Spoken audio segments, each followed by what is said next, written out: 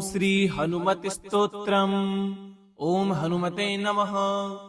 अंजनी गर्भ संभूतम् कपीन्द्र सचिवोत्तमम् रामप्रियं महावीरम् वन्दे वायुसुतं हरिम्। महाबलं महावीरम् महाभीमं महाबलम् महावीर्यं महोत्साहम् महाबुद्धिं महाबलम् रामदूतं महावीर्यम् भक्तानां भयप्रदम् वायुपुत्रं महासूरम् वन्देऽहं मारुतात्मजम्। काञ्चनाद्रिसमाकारम् कान्तिकुण्डलमण्डितम् अरुणाभं विशालाक्षम् वन्दे लङ्काभयङ्करम्। रामाङ्गुलीयकं धृत्वा सीतायै प्रददो मुदा रामस्य दर्शनं कृत्वा सीताशोकविनाशनम्। लङ्कां दग्ध्वा महतेजा रामकार्यपरायणः समुद्रं लङ्घयित्वा च सीतां दृष्ट्वा पुनः प्रभुं रामाय कथयामास सीताया दुःखमुत्तमम्। रामस्य प्रियकारी च भक्तानां भयहारकः यः पठेत् प्रातरुत्थाय हनुमत् स्तोत्रमुत्तमम् सर्वान् कामान् वाप्नोति सर्वत्र विजयी भवेत्। रोगान् प्रणश्यन्ति सर्वे दुःखानि च विनश्यति। भूतप्रेत पिशाचादि बाधा तस्य न जायते। सर्वकार्येषु सिद्धिः स्यात् सर्वत्र जयमाप्नुयात्। हनुमत्प्रीयते नित्यं पठते स्तोत्रमिदं नरः। अंजनी गर्भ संभूतम् कपीन्द्र सचिवोत्तमम् रामप्रियं महावीरम् वन्दे वायुसुतं हरिम्।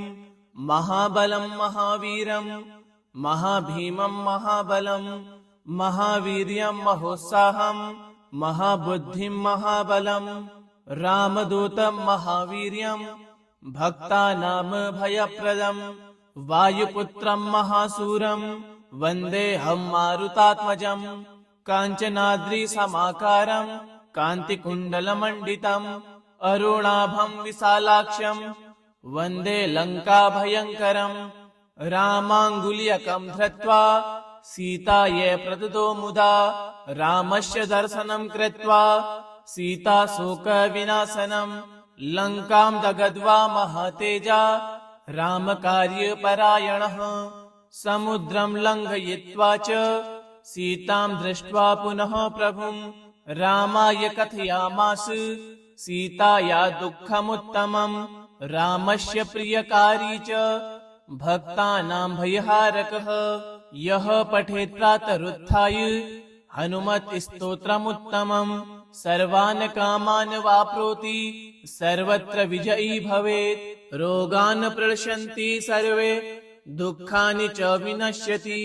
भूतप्रेत पिशाचादि बाधा तस्य न जायते। सर्वकार्येषु सिद्धिः स्यात् सर्वत्र जयमाप्नुयात्। हनुमत्प्रीयते नित्यं पठते स्तोत्रमिदं नरः। अंजनी गर्भ संभूतम् कपीन्द्र सचिवोत्तमम् रामप्रियं महावीरम् वन्दे वायुसुतं हरिम्। महाबलं महावीरम् महाभीमं महाबलम् महावीर्यं महोत्साहम् महाबुद्धिं महाबलम् रामदूतं महावीर्यम् भक्तानां भयप्रदम् वायुपुत्रं महासूरम् वन्देऽहं मारुतात्मजम्। काञ्चनाद्रिसमाकारम् कान्तिकुण्डलमण्डितम् अरुणाभं विशालाक्षम् वन्दे लङ्काभयङ्करम्। रामाङ्गुलीयकं धृत्वा सीतायै प्रददो मुदा रामस्य दर्शनं कृत्वा सीताशोकविनाशनम्। लङ्कां दग्ध्वा महतेजा रामकार्यपरायणः समुद्रं लङ्घयित्वा च सीतां दृष्ट्वा पुनः प्रभुं रामाय कथयामास सीताया दुःखमुत्तमम्। रामस्य प्रियकारी च भक्तानां भयहारकः यः पठेत् प्रातरुत्थाय हनुमत् स्तोत्रमुत्तमम् सर्वान् कामान् वाप्नोति सर्वत्र विजयी भवेत्। रोगान् प्रणश्यन्ति सर्वे दुःखानि च विनश्यति भूतप्रेतपिशाचादि बाधा तस्य न जायते सर्वकार्येषु सिद्धिः स्यात् सर्वत्र जयमाप्नुयात् हनुमत्प्रीयते नित्यं पठते स्तोत्रमिदं नरः अञ्जनीगर्भसम्भूतं कपीन्द्रसचिवोत्तमं रामप्रियं महावीरं वन्दे वायुसुतं हरिं महाबलं महावीरं महाभीमं महाबलं महावीर्यं महोत्साहं महाबुद्धिं महाबलं रामदूतं महावीर्यं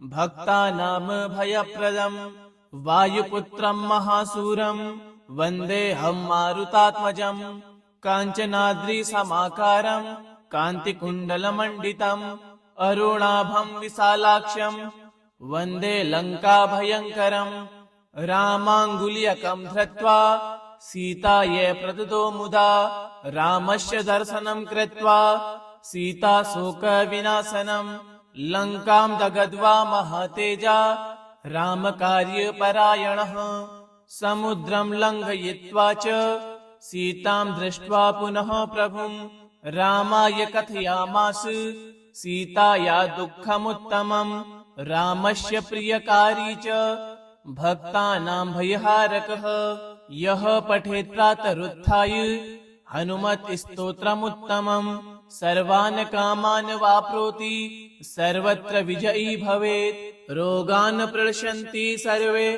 दुःखानि च विनश्यति भूतप्रेतपिशाचादि बाधा तस्य न जायते सर्वकार्येषु सिद्धिः स्यात् सर्वत्र जयमाप्नुयात् हनुमत्प्रीयते नित्यं पठते स्तोत्रमिदं नरः अञ्जनीगर्भसम्भूतं कपीन्द्रसचिवोत्तमं रामप्रियं महावीरं वन्दे वायुसुतं हरिं महाबलं महावीरं महाभीमं महाबलं महावीर्यं महोत्साहं महाबुद्धिं महाबलं रामदूतं महावीर्यं भक्तानां भयप्रदं वायुपुत्रं महासूरं वन्देऽहं मारुतात्मजं काञ्चनाद्रिसमाकारं कान्तिकुण्डलमण्डितं अरुणाभं विशालाक्षं वन्दे लङ्काभयङ्करं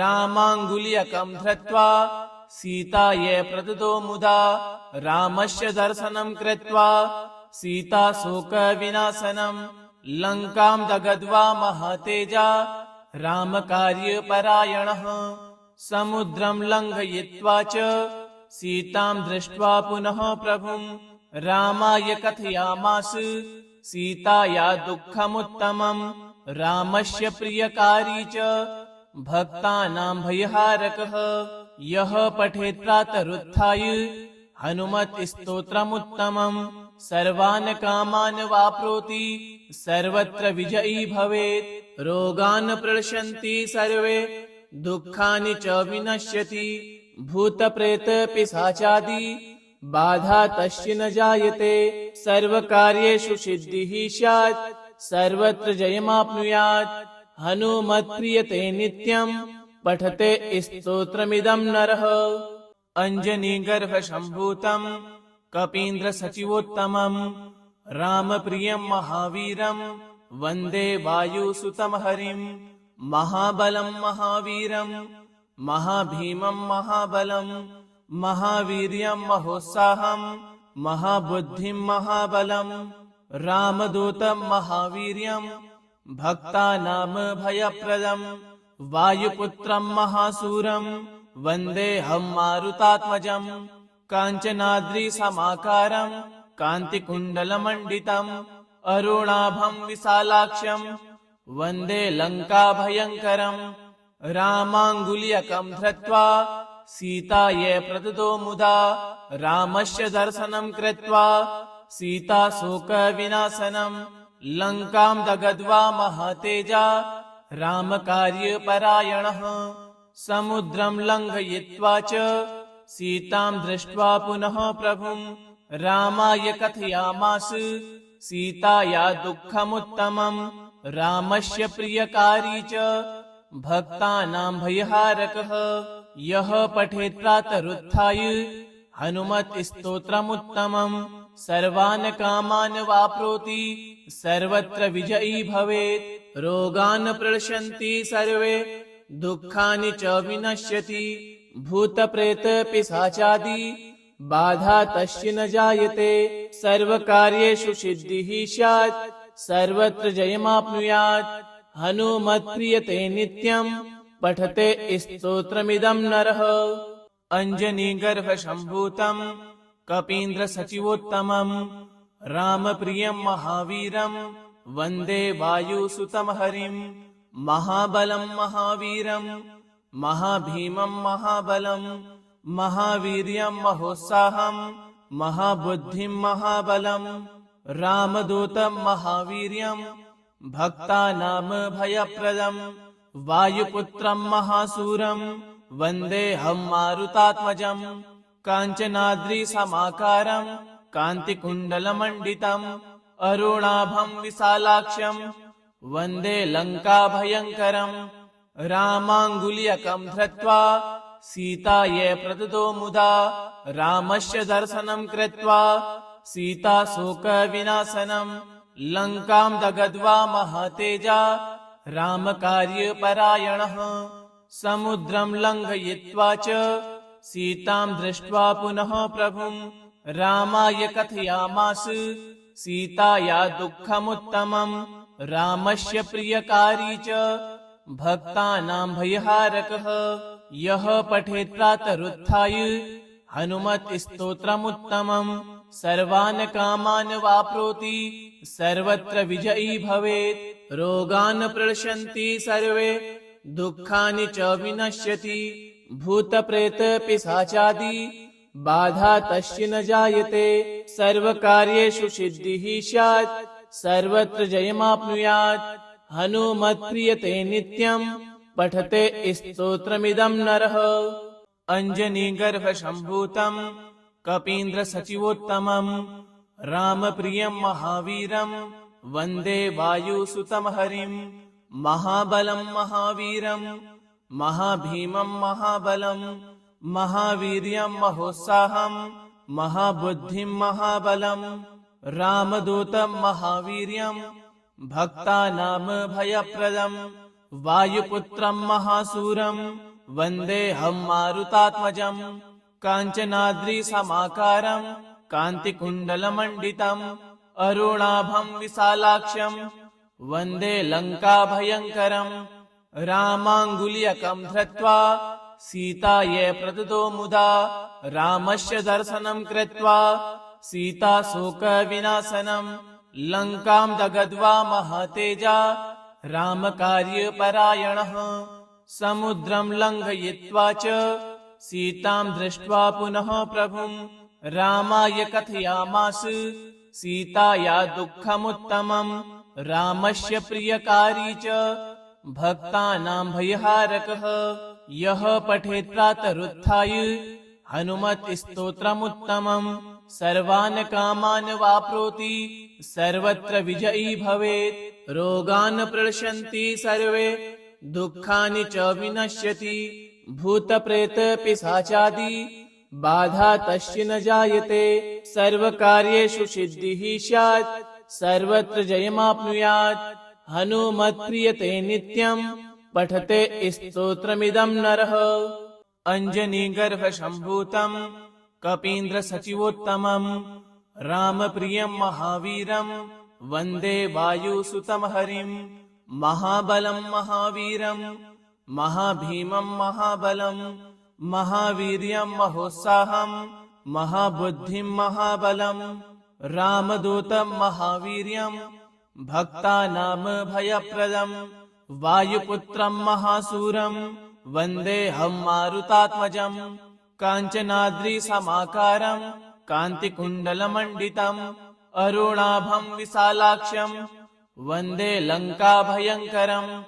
रामाङ्गुल्यकं धृत्वा सीतायै प्रददो मुदा रामस्य दर्शनं कृत्वा सीताशोकविनाशनं। लङ्कां दग्ध्वा महातेजा रामकार्यपरायणः समुद्रं लङ्घयित्वा च सीतां दृष्ट्वा पुनः प्रभुं रामाय कथयामास सीताया दुःखमुत्तमं रामस्य प्रियकारी च भक्तानां भयहारकः यः पठेत् प्रातरुत्थाय हनुमत् स्तोत्रमुत्तमं सर्वान् कामान् वाप्नोति सर्वत्र विजयी भवेत् रोगान् प्रणश्यन्ति सर्वे दुःखानि च विनश्यति भूतप्रेत पिशाचादि बाधा तस्य न जायते सर्वकार्येषु सिद्धिः स्यात् सर्वत्र जयमाप्नुयात् हनुमत्प्रीयते नित्यं पठते स्तोत्रमिदं नरः अञ्जनीगर्भसम्भूतं कपीन्द्रसचिवोत्तमं रामप्रियं महावीरं वन्दे वायुसुतं हरिं महाबलं महावीरं महाभीमं महाबलं महावीर्यं महोत्साहं महाबुद्धिं महाबलं रामदूतं महावीर्यं भक्तानां भयप्रदं वायुपुत्रं महासूरं वन्देऽहं मारुतात्मजं काञ्चनाद्रिसमाकारं कान्तिकुण्डलमण्डितं अरुणाभं विशालाक्षं वन्दे लङ्काभयङ्करं रामाङ्गुलीयकं धृत्वा सीतायै प्रददो मुदा रामस्य दर्शनं कृत्वा सीताशोकविनाशनं लङ्कां दग्ध्वा महातेजा रामकार्यपरायणः समुद्रं लङ्घयित्वा च सीतां दृष्ट्वा पुनः प्रभुं रामाय कथयामास सीताया दुःखमुत्तमं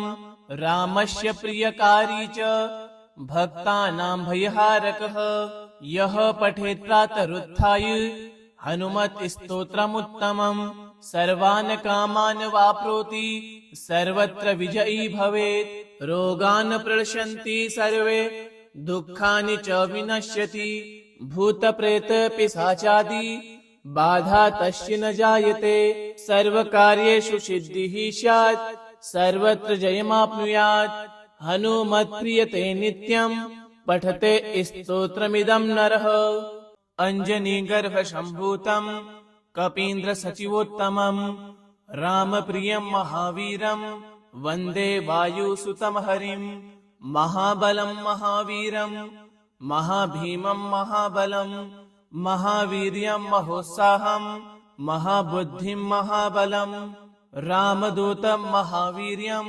भक्तानां भयप्रदं वायुपुत्रं महासूरं वन्देऽहं मारुतात्मजं काञ्चनाद्रिसमाकारं कान्तिकुण्डलमण्डितं अरुणाभं विशालाक्षं वन्दे लङ्काभयङ्करं रामाङ्गुलीयकं धृत्वा सीतायै प्रददो मुदा रामस्य दर्शनं कृत्वा सीताशोकविनाशनं लङ्कां दग्ध्वा महातेजा रामकार्यपरायणः समुद्रं लङ्घयित्वा च सीतां दृष्ट्वा पुनः प्रभुं रामाय कथयामास सीताया दुःखमुत्तमं रामस्य प्रियकारी च भक्तानां भयहारकः यः पठेत् प्रातरुत्थाय हनुमत् स्तोत्रमुत्तमं सर्वान् कामान् वाप्नोति सर्वत्र विजयी भवेत् रोगान् प्रणश्यन्ति